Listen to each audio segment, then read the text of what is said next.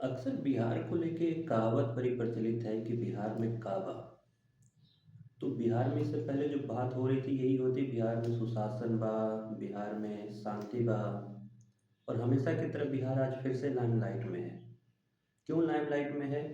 तो 70वीं बीपीएससी की एग्ज़ाम आयोजित होती है 13 दिसंबर को। और अचानक से एक सेंटर, जहाँ पे अचानक से भगदड़ मचती है, वहाँ पे से एक न्यूज़ आती है कि बीपीएससी का एग्ज़ाम का पेपर फिर लीक हो गया। मैं फिर इस वक्त इसलिए यूज कर रहा हूँ कि कई सारे पेपर बिहार में अक्सर लीक होती रहती है, ये कोई नई बात नहीं है। लेकिन इस बार बीपीएससी के पेपर का लीक होना, इस तरह की जो न्यूज़ आ रही है, ये सच में फिर से सोचने वाली बात है कि बिहार में शासन प्रशासन आखिर कर क्या रही है। मामला है पटना के एक सेंटर का, जहाँ पे अचानक से जब 12 बजे से एग्ज़ाम की शुरुआत होती है तो लगभग 12:45 तक पेपर नहीं पहुँचता है क्लासरूम में। जब वहाँ के स्टूडेंट परेशान होकर बाहर निकलते हैं तो वो नोटिस करते हैं कि 2 क्लासरूम में पेपर ऑलरेडी दिया जा चुका है और वो लोग OMR सीट जो है वो उसको फिल कर रहे हैं। जब स्टूडेंट इस पे सवाल खड़े करते हैं तो प्रशासन के द्वारा कहा जाता है कि पेपर शॉर्ट हो गया, इसलिए आप लोग वेट करो, पेपर आ रहा है। अब मामला ये यहाँ इसलिए उठता है कि ये रेस्टोरेंट तो है नहीं कि आप लोग बैठो खाना अभी आ रहा है। अगर बीपीएससी का उस सेंटर पे पेपर शॉर्ट था तो 2 क्लासरूम में क्यों बांटा गया? सबको वेट कराना चाहिए था।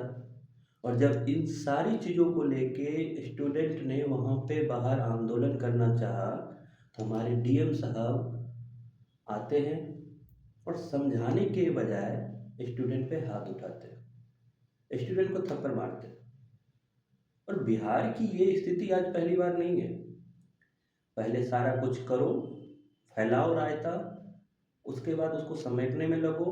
और इन सब चीज़ों में अगर किसी को परेशानी होती है तो वो है स्टूडेंट, जो ना जाने साल भर, 2 साल 3 साल तक पढ़ाई करते हैं, तैयारी करते हैं।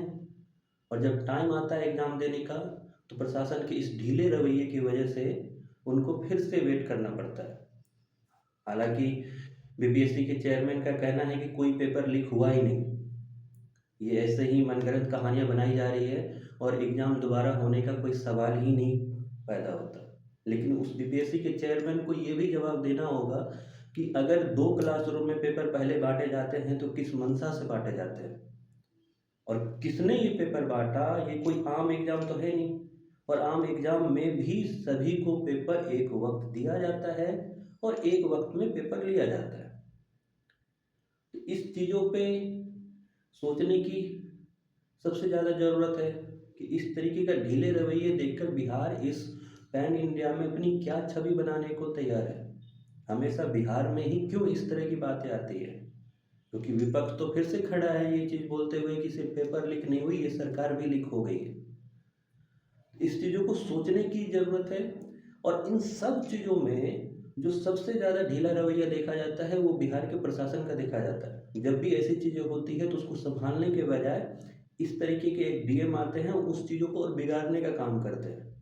मामला उस वक्त उस परीक्षा केंद्र पे संभाला जा सकता था, लेकिन नहीं संभाला गया।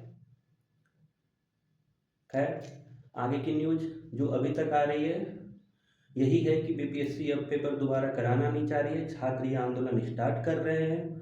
और इसके बाद ये मामला अगर तूल पकड़ती है तो अगर कोई बड़े नेतागण की इसमें कोई अगर बयान आती है तो उसके बाद इस पर निर्णय लिया जाएगा। लेकिन इतना ज़रूर है कि धुआं वहीं से उठता है जहां आग लगी हो, क्योंकि स्टूडेंट को कोई भी ज़रूरत नहीं है इन सब चीज़ों को करने की। वो तो साल भर पढ़ाई करते हैं और जब वापस आते हैं तो उसको बस एक शांति रूप से एग्ज़ाम देना है और वापस जाना है। तो आप लोगों की वजह से, आप प्रशासन की वजह से आज स्टूडेंट को ये भुगतना पड़ रहा है। उम्मीद यही है कि इसका प्रॉपर सॉल्यूशन निकाला जाएगा और बीपीएससी जो भी सही हो उस अनुसार इसका डिसीजन ले।